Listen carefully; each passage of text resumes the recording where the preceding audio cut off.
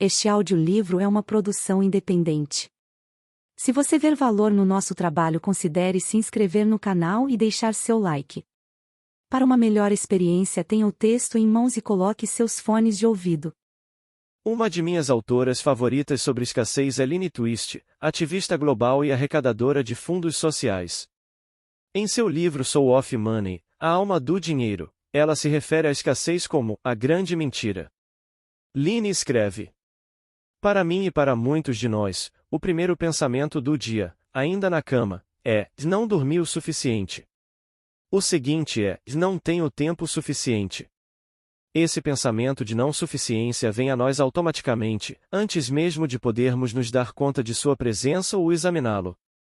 Passamos a maior parte de nossas vidas ouvindo, explicando, reclamando ou nos preocupando com o que não temos em quantidade ou grau suficiente.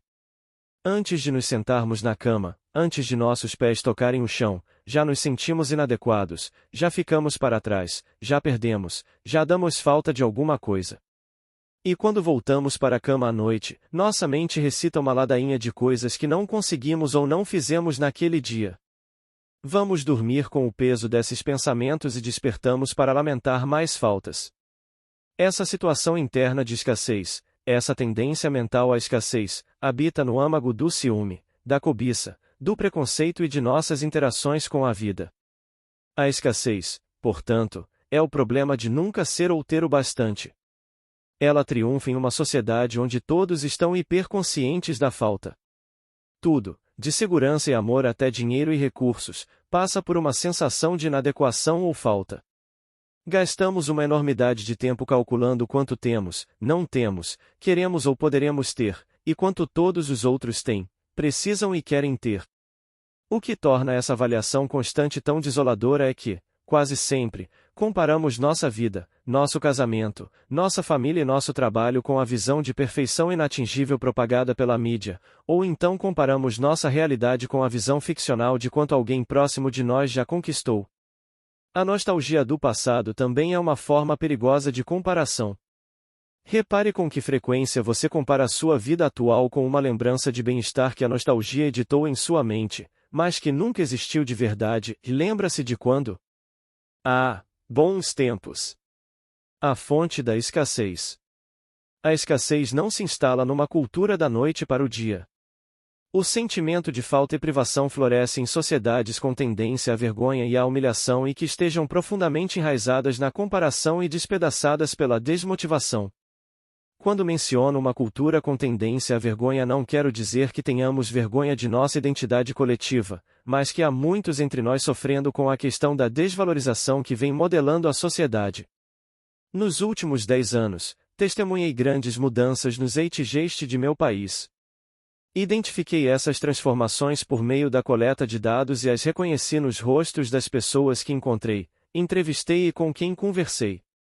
O mundo nunca esteve numa situação tranquila, mas a década passada foi tão traumática para um grande número de pessoas que isso chegou a causar mudanças em nossa sociedade. Passamos pelo 11 de setembro, por várias guerras, recessão, desastres naturais de enormes proporções e pelo aumento da violência gratuita e dos assassinatos em escolas. Testemunhamos acontecimentos que vêm dilacerando nossa sensação de segurança com tamanha força que nós os vivenciamos como traumas pessoais, mesmo sem estarmos envolvidos neles de forma direta. E quando se trata do número impressionante de desempregados e subempregados em diversas partes do mundo, é como se todos tivéssemos sido diretamente afetados ou fossemos próximos de alguém que passou ou esteja passando por isso. A preocupação com a escassez é a versão da nossa cultura para o estresse pós-traumático. Ela surge depois que estivemos no limite por muito tempo e, em vez de nos unirmos para resolver o problema, o que requer vulnerabilidade, ficamos zangados e assustados. Não é apenas a sociedade mais ampla que está sofrendo, que encontrei as mesmas dinâmicas de isolamento e raiva nas microsociedades da família, do trabalho, da escola e da comunidade.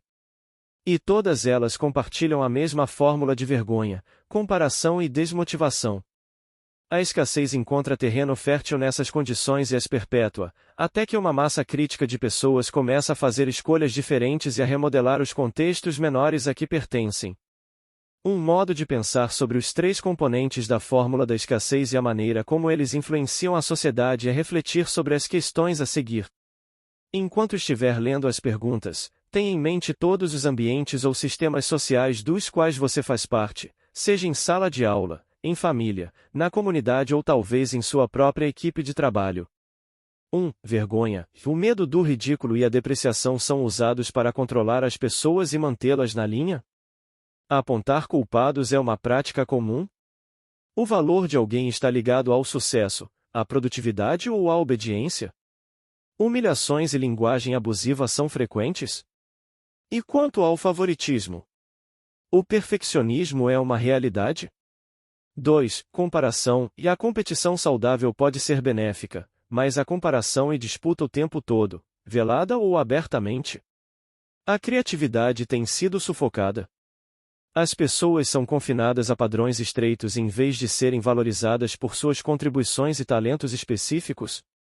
Há um modo ideal de ser ou um tipo de habilidade usado como medida de valor para todos? 3. Desmotivação. E as pessoas estão com medo de correr riscos ou tentar coisas novas? É mais fácil ficar quieto do que compartilhar ideias, histórias e experiências? A impressão geral é de que ninguém está realmente prestando atenção ou escutando? Todos estão se esforçando para serem vistos e ouvidos? Quando vejo essas perguntas e penso sobre a nossa macrosociedade, a mídia e o panorama social, econômico e político, minhas respostas são sim, sim e sim. Quando penso na minha família, sei que essas são as questões exatas que meu marido e eu tentamos superar todos os dias. Uso a palavra superar porque desenvolver um relacionamento, criar uma família, implantar uma cultura organizacional, administrar uma escola ou promover uma comunidade religiosa, de um jeito que seja fundamentalmente oposto às normas sociais governadas pela escassez, exige consciência, compromisso e muito trabalho, todos os dias. A macrosociedade está sempre exercendo pressão sobre nós, a não ser que tenhamos vontade de recuar e decidir lutar pelo que acreditamos, o estado permanente de escassez se torna um modus operandi. Somos convocados a viver com ousadia cada vez que fazemos escolhas que desafiam o ambiente social de escassez. O oposto de viver em escassez não é cultivar o excesso. Na verdade, excesso e escassez são dois lados da mesma moeda. O oposto da escassez é o suficiente, ou o que chamo de plenitude. Em sua essência, é a vulnerabilidade de enfrentar a incerteza, a exposição e os riscos emocionais, sabendo que eu sou o bastante. Se você retornar aos 3 blocos de perguntas sobre escassez e se perguntar se desejaria ficar vulnerável em algum contexto definido por aqueles valores, a resposta para a maioria de nós é um sonoro não. Se você se perguntar se essas condições o levam a desenvolver o amor próprio e a autovalorização, a resposta é não, mais uma vez.